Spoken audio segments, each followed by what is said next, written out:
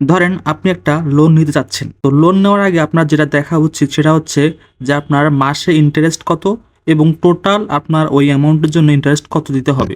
তো এইটা আপনি কিভাবে হিসাব করবেন?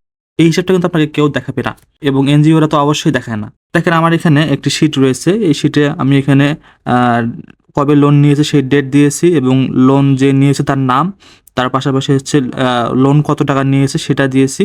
তারপরে হচ্ছে প্রতি মাসে সে কত টাকা করে পরিশোধ করবে সেটা দিয়েছি এবং আ কয় মাসে সে এটা পরিশোধ করবে সেটা আমি এখানে দিয়েছি। তো এখন আপনার এখানে ইন্টারেস্টটা জানা প্রয়োজন।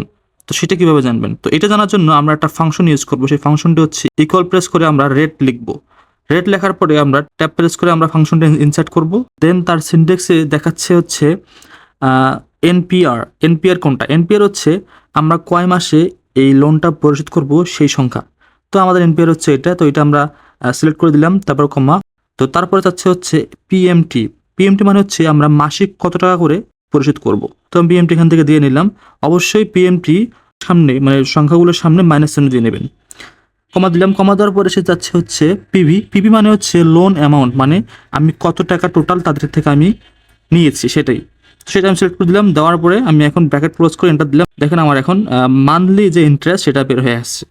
এখন আমি জাস্ট নামিয়ে দিলাম, সবগুলোতে বের হয়ে আসলো।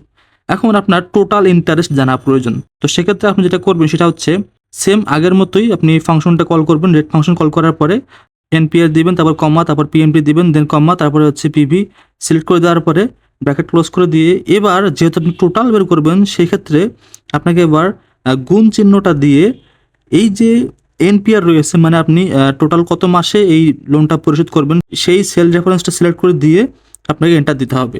দেখেন বের হয়ে আসছে আমাদের টোটাল যে ইন্টারেস্ট। এখন জাস্ট আপনি নামিয়ে দেন, সবগুলোতে বের হয়ে আসবে। তো ভিডিওটি ভালো লাগলে অবশ্যই আমার চ্যানেলটা সাবস্ক্রাইব করবেন। ধন্যবাদ সবাইকে।